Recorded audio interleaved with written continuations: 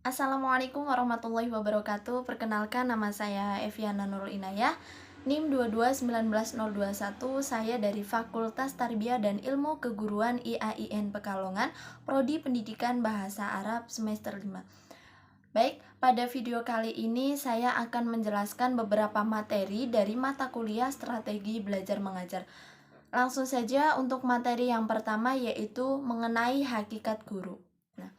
Dalam dunia pendidikan, guru itu merupakan faktor utama atau faktor yang paling penting. Kenapa? Karena guru merupakan kunci dari pendidikan.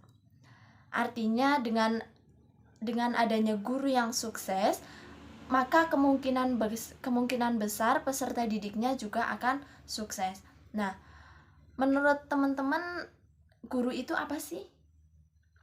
Nah, guru atau yang biasa kita sebut sebagai pendidik itu merupakan pendidik profesional dengan tugas mendidik, mengajar, membimbing, kemudian mengarahkan, melatih, bahkan mengevaluasi peserta didiknya. Kemudian tugas dan fungsi guru itu tadi sudah saya jelaskan ya di pengertian, yaitu bertugas untuk mendidik, mengajar, dan melatih siswa agar mampu mengembangkan aspek-aspek dalam diri siswa. Nah, aspek-aspek di sini itu meliputi 3 aspek. Yang pertama yaitu aspek kognitif, yang kedua ada aspek afektif, yang ketiga itu ada aspek psikomotor. Kemudian peran guru. Nah, di sini ada 4 peran guru. Yang pertama yaitu guru sebagai demonstrator atau sebagai pengajar. Nah, di sini guru itu hendaknya mampu menguasai bahan ajar atau materi yang akan diajarkan. Nah, yang kedua guru sebagai pengelola kelas. Nah, dalam peranan ini guru hendaknya mampu mengelola kelas dengan baik. Contohnya, guru itu harus menyediakan fasilitas kelas yang bermacam-macam untuk kegiatan belajar dan mengajar agar mencapai hasil yang baik. Selanjutnya, guru sebagai mediator dan fasilitator. Nah, di sini guru hendaknya memiliki pengetahuan atau kemampuan yang cukup terhadap media pendidikan atau media pembelajaran dan mampu mengusahakan sumber belajar yang berguna dalam proses belajar mengajar. Dan yang keempat itu guru sebagai evaluator.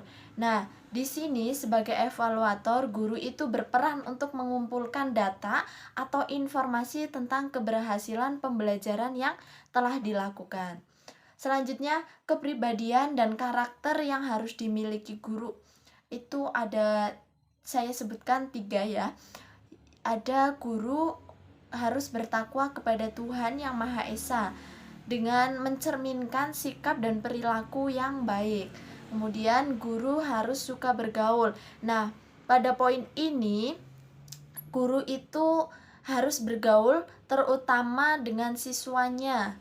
Yang selanjutnya yaitu guru mempunyai minat, perhatian, dan mencintai profesinya dan berusaha menjadi lebih baik. Selanjutnya kompetensi guru.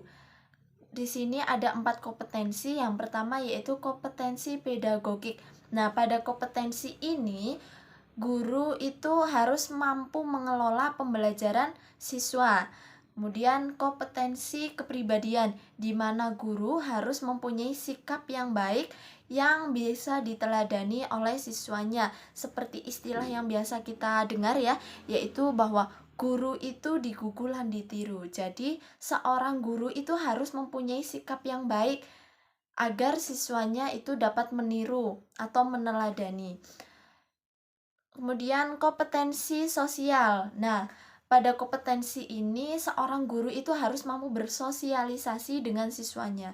Bukan hanya dengan siswanya, akan tetapi juga bisa dengan masyarakat atau lingkungan sekitarnya. Yang selanjutnya yaitu kompetensi profesional. Nah, pada kompetensi ini seorang guru harus mampu menguasai materi pembelajaran dan mampu memahami kode etik profesi guru. Selanjutnya, materi yang selanjutnya atau materi yang kedua yaitu keterampilan dasar mengajar. Pada poin pertama yaitu ada perbedaan makna mengajar dan mendidik. Secara praktis, mengajar dan mendidik adalah suatu kegiatan antara guru dan pendidik atau dan peserta didik dalam interaksi pembelajaran, baik dalam kelas maupun di luar kelas. Nah, sedangkan secara teoritis, mengajar itu lebih bersifat penyampaian pengetahuan. Nah, sedangkan mendidik itu lebih beraksentuasi pada penanaman nilai. Poin yang selanjutnya yaitu macam-macam keterampilan dasar mengajar yang harus dikuasai guru. Nah, di sini itu ada 6 keterampilan. Yang pertama yaitu keterampilan bertanya.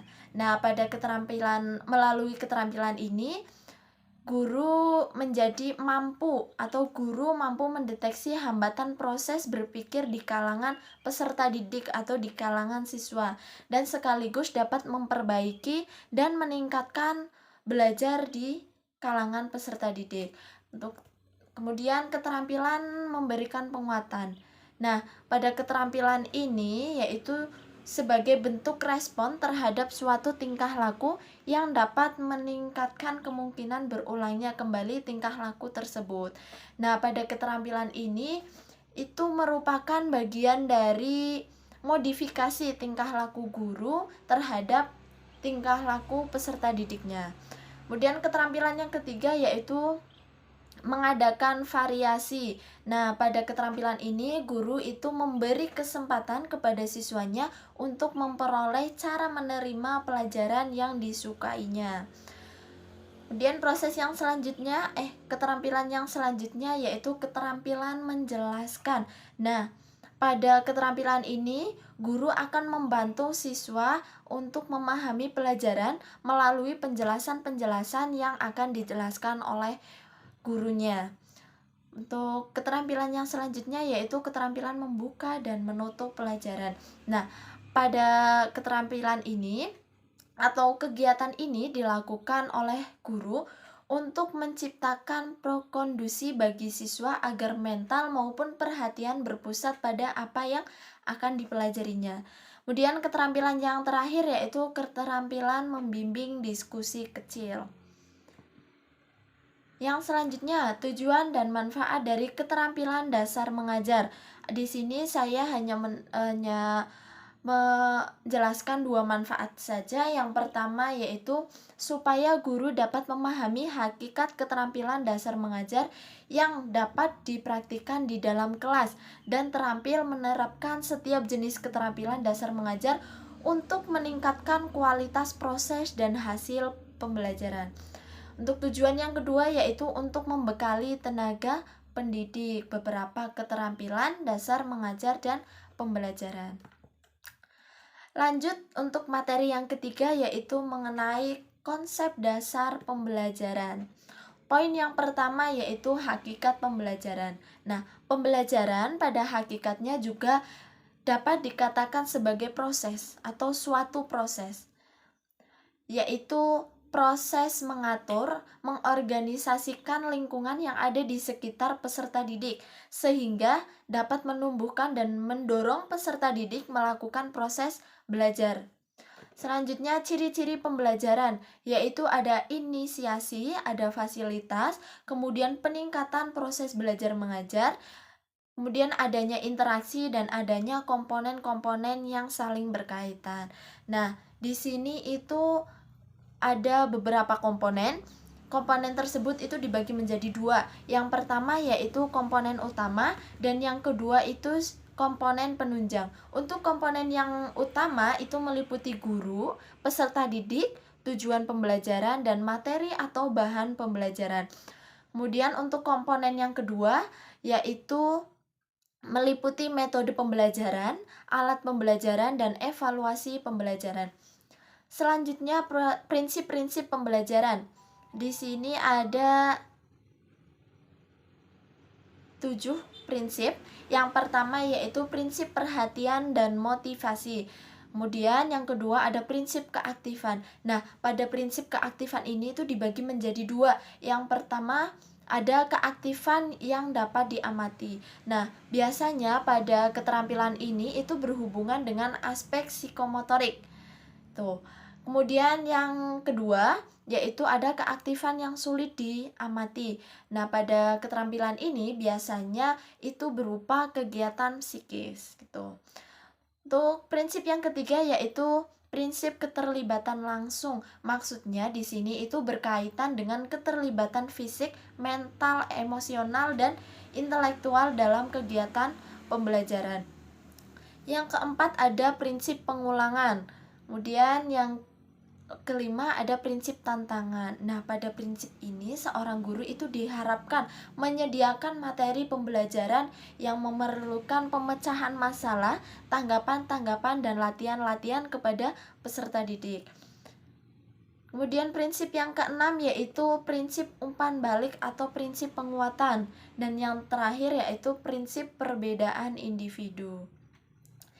Yang selanjutnya, faktor yang mempengaruhi belajar di sini ada dua faktor. Yang pertama yaitu faktor internal dan yang kedua itu faktor eksternal.